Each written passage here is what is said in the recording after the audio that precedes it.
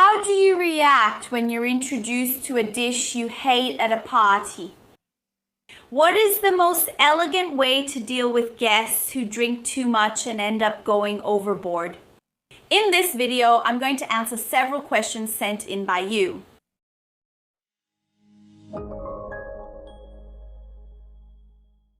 Hi, how are you? I'm Juliana Santiago, an expert in etiquette and table setting.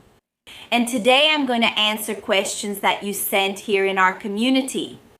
If you follow the Etiquette, a Protocolo channel, you know that this series of videos answering questions you send is a regular and ongoing series here on the channel. So whenever there's a post here in the community tab or even in the comments of this video, you can leave your question because as soon as I have the opportunity, I'll come back to answer and help you however I can. Remember, this is a video series, so there have already been other Q&A videos, and I always try to keep things dynamic and choose different questions each time. Today we're going to talk a little more about year-end parties because it's a topic that came up with lots and lots of questions here on the channel. So since this week is Christmas and next week we have New Year's, we can still talk a little more about this topic. The first question is from Patricia Silva. In fact, it was a question that got a lot of likes. It got 16 likes. And she asked, how should I react if the dish or the menu served is something I hate? Well, Patricia, one thing you have to consider is what hating something means to you and what an allergy is, right? For example, I don't like codfish. And at the end of year parties, there are always a lot of dishes with codfish. Does that mean I won't taste the food if I go to a reception that has codfish? No, I will taste it. But of course, it's not my favorite dish. So what you have to pay attention to is the difference between an allergy and something you eat that will make you break out in hives and start feeling unwell. You'll have to take medicine, you'll have to go to the hospital, or it's something you hate, something you can't stand. It's that situation that might seem minor or maybe too direct, but try to taste just a little bit out of politeness. When we go to someone's house, the hostess prepares everything with a lot of care and attention to welcome us. That's the main purpose of someone welcoming you, right? To welcome you. It's to embrace you through that hospitality. That's why you should try to eat at least a little bit, just so it doesn't get really awkward, and so you don't come across as ungrateful or impolite. You don't want to come across as someone who's not paying attention to that hospitality, like you didn't care about what the other person did for you and because of you. So it's important for us to put ourselves a little in the host's shoes and at least taste a little bit. Another point for you if you're the host or hostess.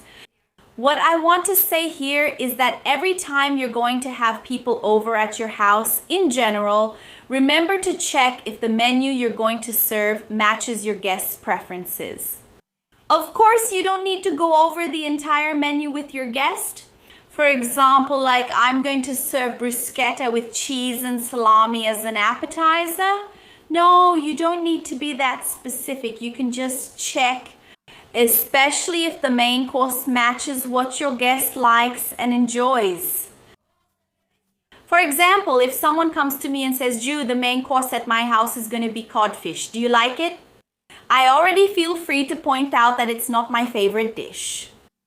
Right? So it's important for you to try to communicate with your guest in a lighter, friendlier way as well, so that you can build a good relationship and also avoid creating side arguments that could get in the way of your relationship. Lyra asked, how do you greet everyone when you arrive? Well, it's interesting for us to notice that we're in a moment that's kind of halfway. We still need to take precautions regarding the COVID virus. So we have the variants and new information. Every day we get new information related to the virus, so we need to be careful. On the other hand, we also have a decrease in new information that makes us happier and gives us the possibility of gatherings and also of being closer to each other. When you arrive in a place, it's essential that you analyze how the person is seeking to connect with you, you know? Before you take the first step, wait for the other person to show how they want to greet you. Of course, since you arrived in the place, it's essential that you go up to people, even if it's just to greet them from a distance. So if you notice that the person wants to shake hands or wants to give a cheek kiss, and you also want to do that, you want to have that kind of contact with the person, you can go ahead and do it. If you notice that the person is a bit more reserved, you can handle it in a way that you feel will make the other person more comfortable. However, if you can't figure out how the other person wants to greet you, then you can go ahead and do it in the way that feels most comfortable for you. If you don't want to establish physical contact, at this moment you can keep your distance. And if you feel comfortable giving a hug, a handshake, or a kiss on the cheek, you can go ahead and take the first step, right? You can take the initiative with the person. And you might ask me, Juliana, what if there wasn't a pandemic? If we were in a normal world and I could shake hands or kiss everyone on the cheek, should I greet everyone? Yes, so the most correct and polite way is for the person arriving at the event to go up to people to greet them. On the other hand, if you are sitting, or sometimes you notice that someone has arrived, you should also show interest in greeting the other person. As someone asked, by the way, I love this name, what should you do if a guest drinks too much? Well, if you notice at your event that a guest is going overboard, that they've already had too much to drink, that they're starting to lose control, it's important for you, as someone who wants to protect your guests, to give special attention to this person. So don't offer them more drinks, right? Don't encourage this person to drink even more. Offer them some water. If you notice that this person has a car key and is driving, take their car key and send them home by some kind of transportation, right? It could be a ride app, a taxi, something like that. So be careful. Watch your guests. You don't want anyone to have a negative experience when they're leaving your house, right? Suppose you threw a party, everyone enjoyed themselves, and then a guest had an accident on their way home. Not that you'll be responsible, because we're all adults. Everyone has their own life. Everyone has their own way of managing all of this. But I don't think that's a burden you want to have, right? It's an unpleasant situation that you don't want to experience because of something that happened after the person left your house.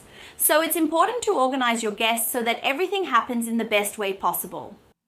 Patricia Costa asked, regardless of the date, do I need to bring something for the host? What's the right time to leave the event? Dinner, a get-together, a get-together? It said, so Patricia, it's actually a good idea that whenever you go to someone's house, you bring a gift. There are already videos about gift etiquette here on the channel, and also a video on how to be a good guest, right? How to be a good visitor in someone else's house. This content will definitely help you. Not to mention, there's also a very comprehensive video about year-end parties. So when you go to someone's house and that person is opening their home to you, it's essential that as a way of showing appreciation, you bring a little gift for the host. It doesn't have to be something very expensive. Many times we associate gifts with something very expensive, but what really matters is your gesture, your attitude, and the thought behind giving the gift more than the gift itself. For example, you can go to someone's house and bring brigadeiro that you made yourself. That's a very special gift, isn't it? The act of giving a gift, bringing something to someone, is very thoughtful because the person notices that what they did for you also had a special meaning for you, right? She opened the door to her house, she's there welcoming you, but she's also receiving your affection as a form of gratitude through that gift. And about the time, right? What's the right moment to leave? She also asked that. I found this question very interesting because here in our country, it's not very common for us to have a set start and end time for gatherings. Except for children's events, kids' parties, where we usually set the time and the duration of the event. But for a get-together at someone's house, it's not customary in our culture to set an end time for the event. What you need to pay attention to is the behavior of the hosts that evening, how they are organizing the gathering. For example, when you notice that like nothing else is happening at the reception. For example, dessert has already been served, coffee has already been served, the host isn't there like, guys, come on, let's have some more wine. Nothing is happening, that's already the time. It's a good sign for you to notice that the reception is coming to an end. So all this sensitivity you have when interpreting the event helps you understand the right time for you to actually leave. For example, if nothing is really happening, let's put it that way. During that reception, it's over, right? It's the same as when you go to a wedding. While the band is playing, the DJ is there dancing, the buffet is serving, the party is going on, right? It's no wonder there are weddings that last 5 or 6 hours, but there are weddings that last 8. There are parties that last 10 hours, right? Regardless of that, so it's essential that you interpret these signs. A good guest knows how to read the signs of everything that's happening, has that sensitivity, and can adapt and act accordingly, really going with the flow. Andrea Vasconcelos asked, can I arrive on time and help the hostess if it's not a formal event? Can I or not? Andrea, I think I've already mentioned this in other videos, but it's essential for us to offer help. So if you arrive at the reception, always offer to help. It could be your mother, it could be your sister, it could be a cousin, a friend, someone you're close to or not. Offer to help. Of course, if, for example, I go to my mother's house and I know my mother is organizing an event, my mother will certainly feel more comfortable accepting my help than help from an acquaintance, right? Because with me, she feels much closer, more comfortable to ask for things. I know where everything is in my mother's house. I also have more freedom to help. I feel more confident helping because I'm also in an environment, in a house where I've even lived before. It's different when I'm invited to a colleague's house for the first time. So I'm going to offer help, I'm going to volunteer, but if this person says there's no need for my help, it's important for us to respect the host's decision because many times with the initiative to help, we end up getting in the way. So it's important for us to have that sensitivity as well. And about arriving on time, right? I think she mentioned that too, right? If she should arrive on time. Yes, you should always arrive on time. Here in our country, we also have a habit of being a little late, right? So sometimes people schedule the event for 1 o'clock, but people will arrive at 2:30, right? So it's important for us to be careful about the timing. Yeah, in social events, you have a bit more freedom, right? There's a bit more flexibility to be a little late, like 15 or 20 minutes.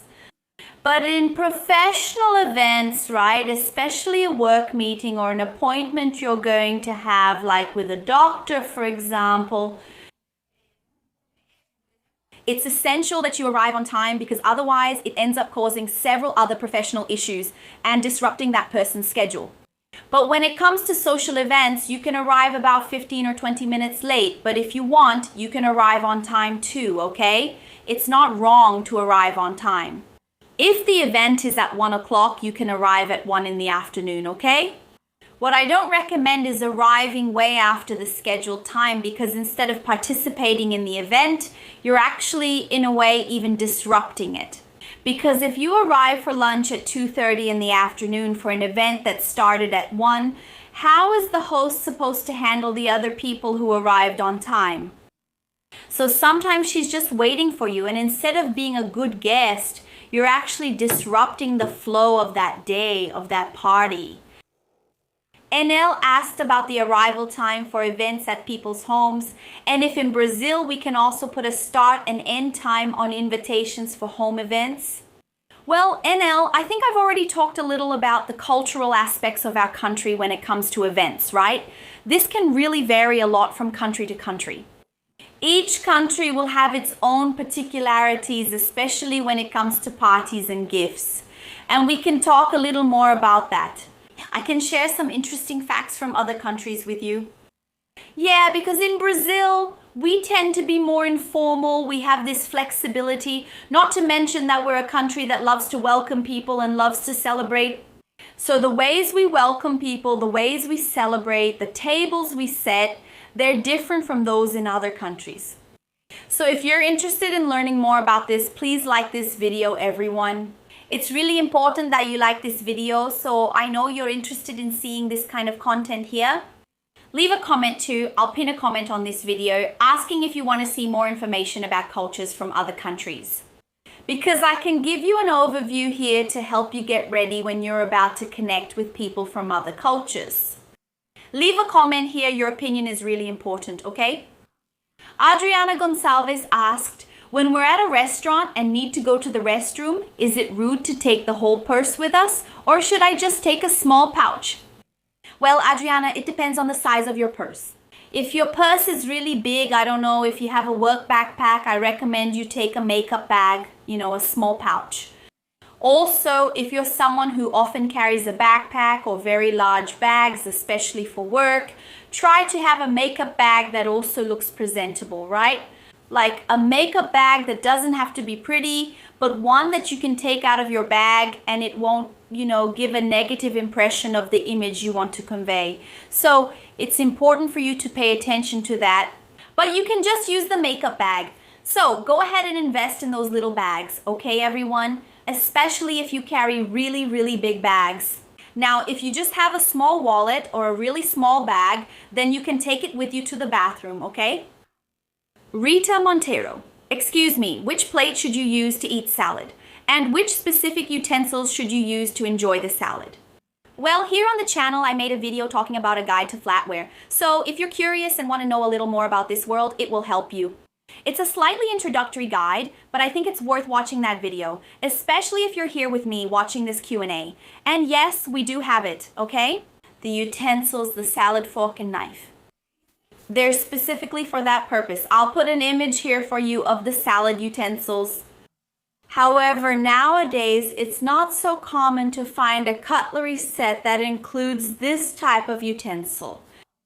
What happens is that nowadays, even because brands are adapting and people have less space, we end up buying only the utensils and items that are more essential for setting the table. So in many situations, we end up using dessert utensils as utensils for eating salad.